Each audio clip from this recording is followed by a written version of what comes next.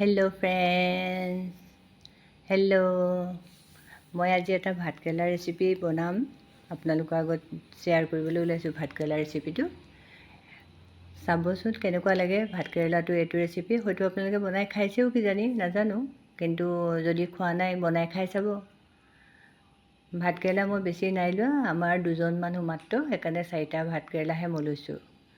4টা ভাতকেৰেলা, ডাঙৰেই ভাতকেৰেলাকেইটা। 4টা ভাতকেৰেলা মই ওপৰৰ সেই কাঁইটখিনি অকণমান অলপ যে কাঁইট নিচিনা থাকে, সেইখিনি মই অকণমান চফা কৰি লৈছোঁ। ভাতকেৰেলাখিনি একো দিগদাৰী টান নহয় এইটো বনাবলৈ, ঘৰতে থকা বস্তুখিনিয়ে হৈ যায়। কেতিয়াবা বনাই খাই চাব যদি খোৱা নাই। আৰু যদি ভাতকেৰেলাৰ বেলেগ ৰেচিপি আছে আপোনালোকে শ্বেয়াৰ কৰিব। মোৰ ভাতকেৰেলাৰ আৰু এটা ৰেচিপি আছে, সেইটো মই আপোনালোকৰ আগত শ্বেয়াৰ কৰিম, আৰু এটা ৰেচিপি। আৰু ভাতকেৰেলাটো সকলোৱে খাব পৰা এটা নিৰোগী চব্জি হয়। সকলোৱে খাব পাৰে ভাতকেৰেলাটো, অসুখীয়া মানুহেও খাব পাৰে। অসুখ নথকা এইটো কথাই নাই, সকলোৱে খাব পাৰে। আৰু ভাতকেৰেলা পিটিকা খায়ো ভাল লাগে। এইটো খাই চাবচোন। এইটো মই ভাতকেৰেলাখিনি ধুই পেলাই মই পাতলকৈ কাটি লৈছোঁ, গোল গোলকৈ। কাটোতে অকণমান দিগদাৰী লাগে গোল গোলকৈ কাটিবলৈ, কিন্তু কাটি ল'ব গোল গোলকৈ, পাতলকৈ কাটিলে জল্দি সিজে ভাতকেৰেলাটো। আৰু একো বিশেষ বহুত বস্তুৰো দৰকাৰ নাই। পিঁয়াজ লাগিব এটা, মই 4টা ভাতকেৰেলাৰ কাৰণে এটা ডাঙৰ পিঁয়াজ লৈছোঁ। ডাঙৰ পিঁয়াজটো মই তেনেকৈ মিহি মিহিকৈ কাটি ল'ম। এতিয়া মই ভাতকেৰেলাখিনি প্ৰায় হৈ গৈছে কটা, গোল গোলকৈ পাতলকৈ কাটি ল'লোঁ। এতিয়া মই তাৰ লগতে এটা ডাঙৰ পিঁয়াজ কাটি ল'ম আৰু জলকীয়া 2টা মিহি মিহিকৈ। পিঁয়াজকেইটাও মিহি মিহিকৈ কাটি ল'ব আৰু জলকীয়াকেইটাও মিহি মিহিকৈ কাটি ল'ব। জলকীয়াকেইটা মই 2টাহে দিছোঁ, কাৰণ আমি ইমান জ্বলাও নাখাওঁ। আপোনালোকে জ্বলা যদি বেছি খায় জলকীয়া বেছি ইউজ কৰিব পাৰে। এইকেইটা জলকীয়াকেইটা জ্বলাই আছে, মই সেইকাৰণে বেছি নাই দিয়া, 2টাহে দিছোঁ। আৰু ঘৰত থকা বস্তুখিনি যিহেতু হৈ যায়, কেতিয়াবা বনাই খাই চাব বুলি আশা কৰিলোঁ।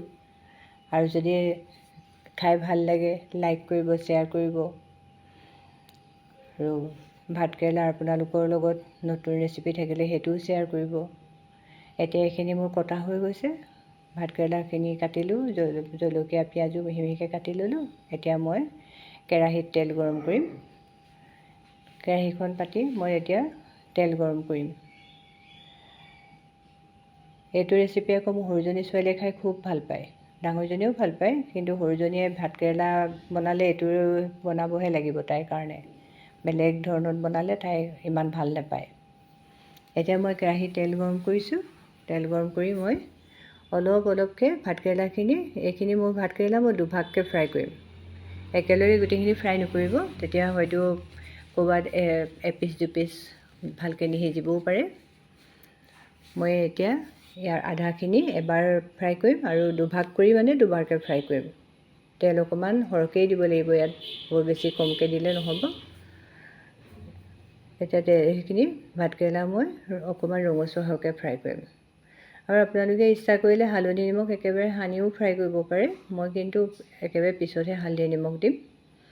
এতিয়া এইখিনি মই ফ্ৰাই কৰি ল'ম।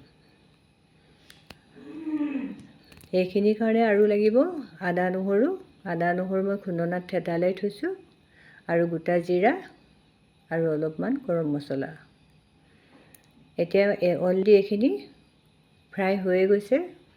পাতলকৈ কটাৰ কাৰণে বেছি দেৰি নালাগে সিজিবৰ কাৰণে। অকণমান মই এইখিনি ৰঙচুৱাকৈ ফ্ৰাই কৰি লৈছোঁ।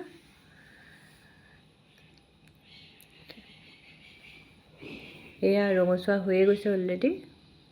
এয়া ৰঙচুৱাকৈ ফ্ৰাই কৰি মই এইখিনি নমাই ল'ম। নমাই এতিয়া মই আৰু থাকি যোৱাখিনি ভাতকেৰেলা এইখিনি তেলতে মই ফ্ৰাই কৰিম। যদি দেখে আপুনি তেলখিনি কম হৈ গৈছে আৰু অকণমান তেল দি ল'ব পাৰে। মোৰ কিন্তু অলৰেডি আছে, মই এইখিনি তেলতে মোৰ হৈ যাব। এইখিনি তেলতে মই এতিয়া আৰু থাকি যোৱা ভাতকেৰেলাখিনি মই ফ্ৰাই কৰি ল'ম। একোৱেই দিগদাৰী নহয়, কেতিয়াবা বনাই খাই চাব। খালি কাটোতে অকণমান সময় লাগে, বাকী একো আপোনাৰ সময় লগা বস্তু নহয়। কেতিয়াবা বনাই খাই চাব বুলি আশা কৰিলোঁ। এইখিনি এতিয়া মই আকৌ ফ্ৰাই কৰি লৈছোঁ থাকি যোৱা ভাতকেৰেলাখিনি। একেবাৰে এতিয়া সিজি যোৱাৰ পিছত আপোনাৰ বেছি একো কাম নাথাকে। এইখিনি হৈ যোৱাৰ পিছত, ফ্ৰাই হৈ যোৱাৰ পিছত বিশেষ একো দিগদাৰী নাই। এতিয়া 2খিনি মই ফ্ৰাই কৰি ল'লোঁ। ফ্ৰাই কৰি হোৱাৰ পিছত এতিয়া মই এইখিনি তেলতে মই গোটা জিৰা কেইটামান ফুটাম। গোটা জিৰাকেইটা অকণমান ফুটাৰ পিছতে এই ফ্ৰাই কৰি থোৱা ভাতকেৰেলাখিনি মই তাতে ঢালি দিম। এইখিনি যিখিনি মই ফ্ৰাই কৰি থৈছোঁ ভাতকেৰেলাখিনি অলৰেডি সিজিয়ে গৈছে পাতলকৈ কটাৰ কাৰণে। এইখিনি মই এতিয়া এই জিৰাকেইটা ফুটাৰ পিছত মই ইয়াতে ঢালি দিলোঁ তেলতে ঢালি অকণমান লৰাই মই ইয়াতে এতিয়া এই কাটি থোৱা মিহিকৈ পিঁয়াজ আৰু জলকীয়াখিনি মই ইয়াতে দি দিম। এতিয়া মই যিখিনি খুন্দনাত আদা আৰু নহৰু খুন্দি থৈছিলোঁ সেইখিনিও মই ইয়াতে আদা নহৰুখিনি মই তাতে ঢালি দিম। ঢালি এতিয়া আপুনি সোৱাদ অনুযায়ী নিমখ দিব, হালধি দিব, জিৰা পাউডাৰ দিব আৰু মই ঘৰতে বনাই থোৱা অলপ গৰম মছলা ইউজ কৰিছোঁ। বিশেষ একো বস্তু নালাগে। ফ্ৰাই কৰি লোৱাৰ পিছত আপোনাৰ চব্জি বহুত সোনকালে হৈ যায়, কাৰণ ফ্ৰাই কৰোঁতে অলৰেডি গোটেই ভাতকেৰেলাখিনি সিজিয়ে গৈছে। এতিয়া দুবাৰ তিনিবাৰ লৰাই পেলানি ঢাকনা মাৰি দিব। তাৰ নমোৱাৰ আগে আগে গৰম মছলা দি নমাই থ'ব। খাই চাবচোন, বহুত ভাল হয় খাবলৈ। আপুনি ভাতৰ লগত এইটো চব্জি কেতিয়াবা অকণমান বেলেগো লাগে খাই, ভাল লাগিব খাই চাব। আৰু ভাল লাগিলে লাইক কৰিব, শ্বেয়াৰ কৰিব।